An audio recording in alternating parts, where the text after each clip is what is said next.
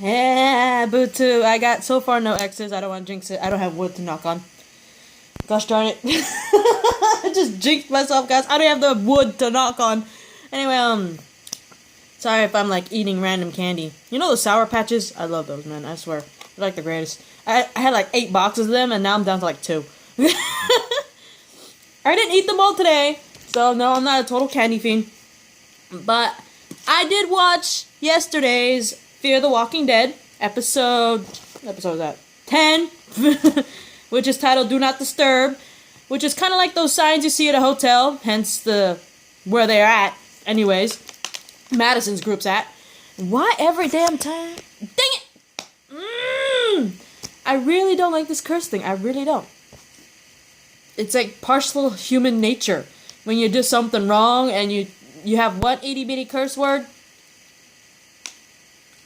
I'm not gonna lie to you though, I don't think damn should be considered a curse word because for Christ's sake there's something else called a dam, you know, like the Hoover Dam.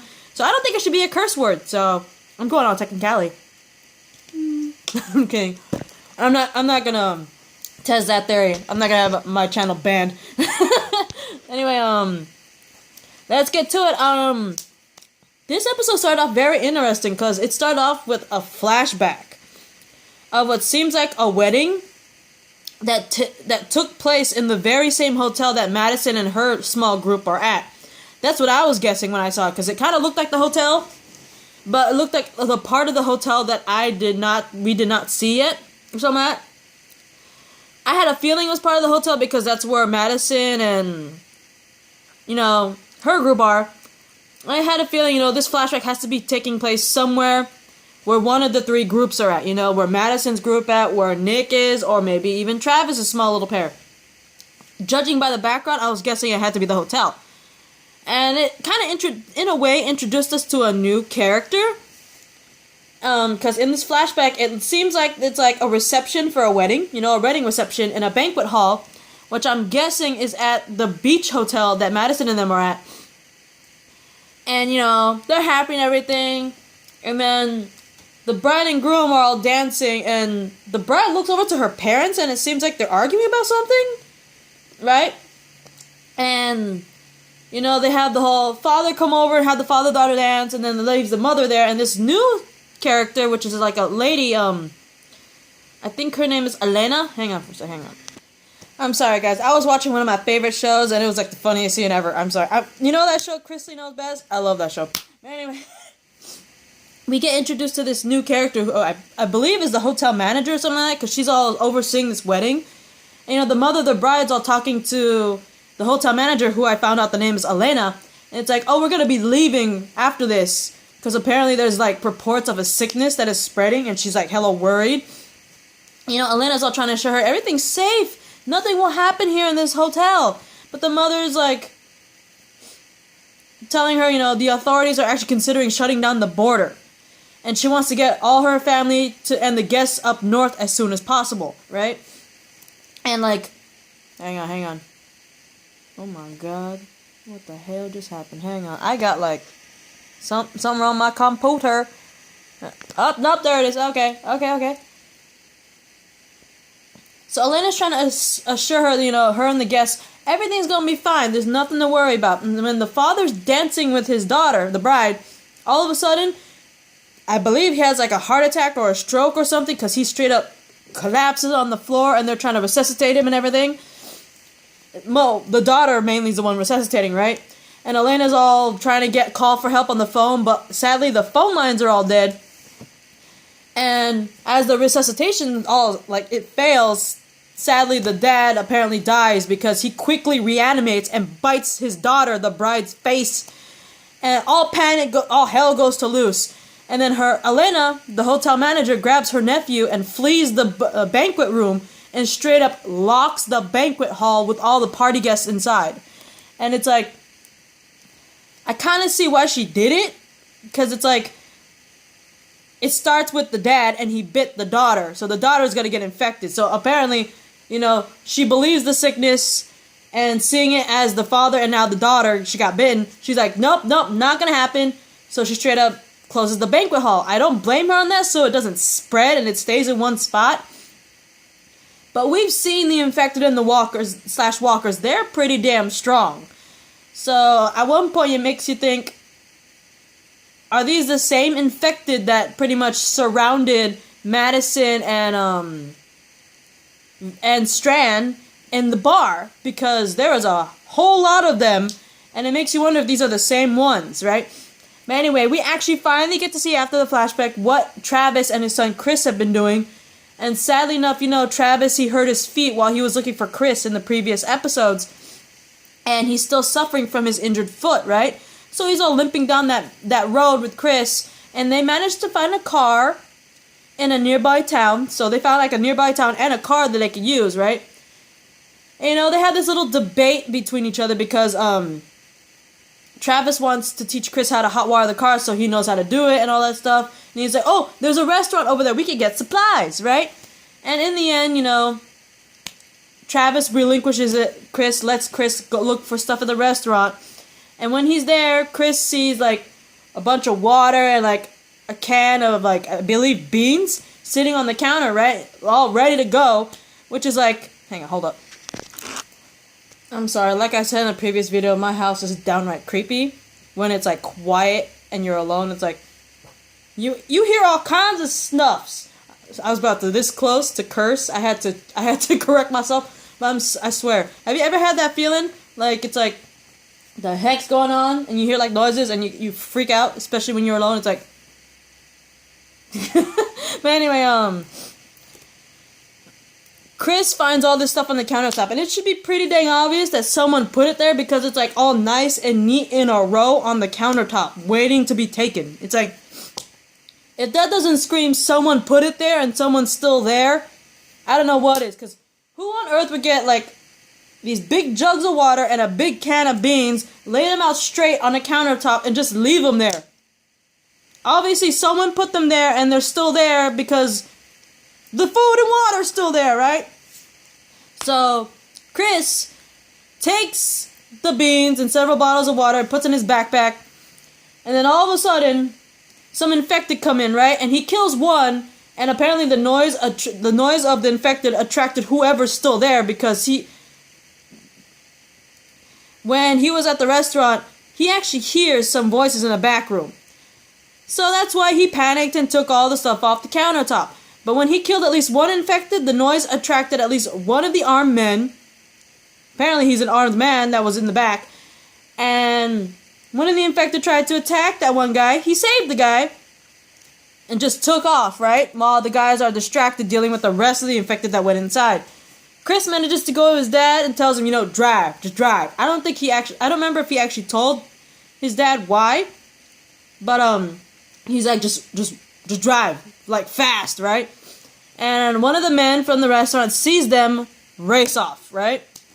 And during their whole little drive, I thought this was really cute. They actually had a father-son moment where Chris wanted to learn how to drive, and at one point, Travis relinquishes the wheel to him, which I think is really cute, despite the fact, they're in an apocalypse and it's like the worst situation they can be in. I like the fact that they do have a father-son bonding moment, a parent and child bonding moment in general, because here's a parent teaching their child how to drive a car for the very first time. And I thought that was a pretty cute moment. It really was. And I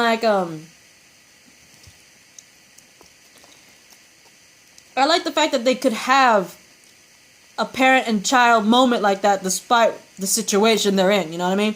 And the reason why he lets Chris drive in the first place is because he's struggling to drive because of his injured foot, right? And then we also got the fact that at least one of those guys that was in the restaurant when Chris took the food did in fact see them and saw the type of car they drove off in, you know what I mean? And they saw which direction they went, the guy. So it's like, I have a feeling this is not going to be the last time we see the dudes. Just saying. Especially since, Chris stole the food. You know what I mean?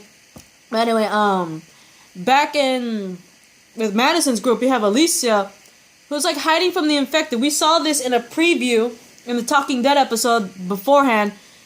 She's all hiding in what looks like one of the rooms in the hotel, right?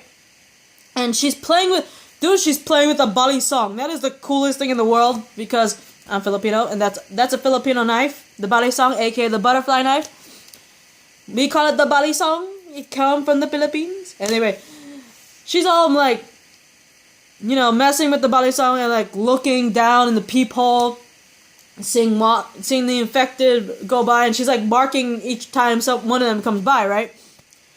And just as she's prepared to leave the room, she looks outside the peephole one more time, and an infected like lungs at the door, which scares the bejesus out of her, right? I do not blame her, but especially considering if I was her and I saw all the infected just walking past, and all of a sudden I look one last time before leaving, and there's one coming at the door right before I'm leaving. Nuh-uh, I'm not leaving the room. I will die in that room, man. I'm just saying. But anyway, we go back to Travis and Chris, where Travis and Chris have more moments where Travis tries to convince Chris that, the world is crummy as it is with all the dead walking around, but someday the world will come back and it'll be normal again. And the reason why they got into this conversation is because when Travis was teaching Chris how to drive, he's all joking around like, because Chris said, this driving thing is easy, and Travis makes a comment saying, you've never done parallel parking and all that stuff. It's like, why? You don't need that anymore. Look, everything's just went to hell. Sorry about the curse, but I'm just saying that's what pretty much happened, right? And he's like, well, you know what? Someday this world will come back normal, right? And I don't blame Travis for trying to convince Chris, the world will return to normal someday. I would want a little bit of hope, you know what I mean? Like, if I was in this apocalypse, I want a little hope knowing that, some things will be okay. It will be normal someday. Especially when you're a kid, like a teenager. You want to wish for the good in the world to, you know what I mean? When you're young-minded like that, you wish things were going to be okay. And what the heck? Airplane, hang on. My bad. That plane. Like, I was like, oh, land on my house, man. But anyway, I know that Travis is trying to preserve, like, somewhat of a child purity to Chris, because, Chris is getting so used to killing, and he doesn't like that. So he's trying to put a little more purity and try to preserve whatever purity is left in Chris. I don't blame him. But Chris, we can all see that he's very skeptical about the fact that about Travis' hopeful vision of hopefully the world will return to normal after all the dead are gone. Yeah, that ain't gonna happen.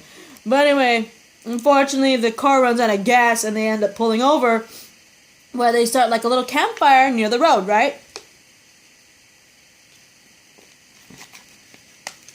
They do have another moment where they're all planning what to do next because their car is all messed up. So Travis suggests that they find a house in a very elevated location, and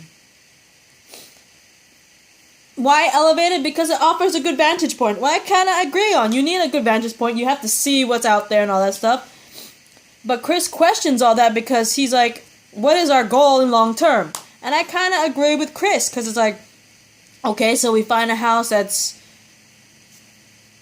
in an elevated area so we get a good vantage point. But what are we going to do in the long run? How are we going to get food? How are we going to shelter, water, all that good stuff? And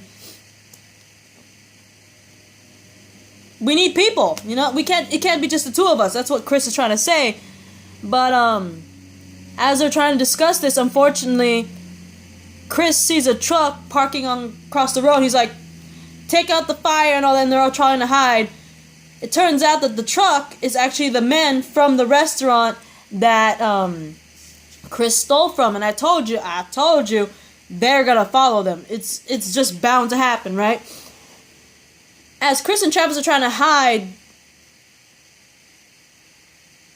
Chris actually admits to Travis that these are the people that he stole food from the restaurant, right? Because Travis is like, who the hell are these? Sorry. He's like, who the heck? Bleep! Who the heck are these people? He's like, oh yeah, the food and water from the restaurant? Yeah, I kind of stole it from them, right? And the men find their campsite and they're all like, we promise we won't hurt you. We swear, we're not going to hurt you. Where are you? And all that stuff. They come out of hiding and, The men's names are apparently, I think, Brandon, Derek, and someone named Baby James or something like that, right? And you know, it's like, we won't hurt you. How about a compromise? With the both of us in this campsite, we'll share food, water, and all that stuff. And, you know, we won't hurt you, right? And anyway, I'm running out of time. I actually did run out of time, so I'll see you guys in the next video.